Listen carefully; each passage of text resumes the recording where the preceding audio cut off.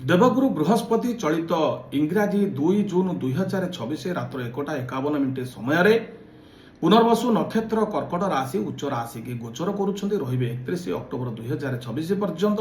ଏ ଲମ୍ବା ସମୟ ମଧ୍ୟରେ ଆପଣଙ୍କର ଦେବଗୁରୁ ବୃହସ୍ପତି ଭାଗ୍ୟଶାଳୀ ରାଶି ବିଛା ରାଶି, ଯେଉଁ ବ୍ୟକ୍ତିମାନଙ୍କର ନାମ ରାଶିରେ ବିଛା ରାଶି ହେଉଥିବ, ବିଶାଖା, ଅନୁରାଧା, ଜ୍ୟେଷ୍ଠା ନକ୍ଷତ୍ର ବିଛା ରାଶି ଅଧିପତି ଗ୍ରହ ହେଉଛନ୍ତି ମଙ୍ଗଳ ମହାଗ୍ରହ।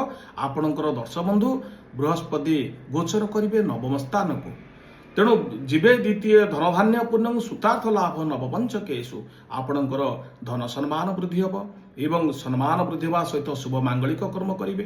ବିବାହ, ବ୍ରତ, ଗୃହ ପ୍ରତିଷ୍ଠା, ଗୃହାରମ୍ଭ, ଭୂମି ପୂଜା ପ୍ରତ୍ୟେକ କ୍ଷେତ୍ରରେ ଗୃହ ଶୁଦ୍ଧିକାରକ ହୋଇକରି ଶୁଭ ମାଙ୍ଗଳିକ କର୍ମ କରିବେ। କର୍ମ, ନିଯୁକ୍ତି, ବାଣିଜ୍ୟ କ୍ଷେତ୍ରରେ ଶୁଭ ଫଳ ପ୍ରାପ୍ତ ହେବା ସହିତ ପ୍ରେମ ସମ୍ପର୍କରେ ଆପଣଙ୍କ ଭିତରେ ବୁଝାବଣା ଜାରି ରହିବ। ବିଦ୍ୟାର୍ଥୀମାନେ କୃତ କାର୍ଯ୍ୟ ହେବ। ଅଧ୍ୟୟନ କ୍ଷେତ୍ରରେ ଦୂରଯାତ୍ରା କରି ସଫଳ ପ୍ରାପ୍ତି ହେବେ।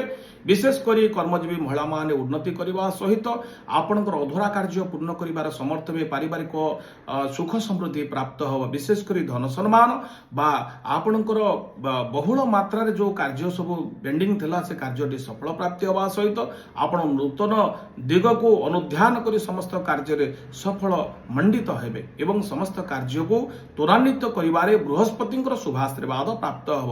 ହଁ ଦର୍ଶକ ବନ୍ଧୁ, ଯଦି ଆପଣଙ୍କର କୌଣସି ଅଧୁରା କାର୍ଯ୍ୟ ଅଛି ସେ କାର୍ଯ୍ୟଟିକି ଆପଣ ତ୍ୱରାନ୍ୱିତ କରନ୍ତୁ, ବାର ଲଗାନ୍ତୁ। ବୃହସ୍ପତିଙ୍କ ଶୁଭ ଦୃଷ୍ଟିରେ ସେ କାର୍ଯ୍ୟ ନିଶ୍ଚିନ୍ତ ଭାବରେ ଆପଣଙ୍କର ସଫଳ ପ୍ରାପ୍ତି ହେବ।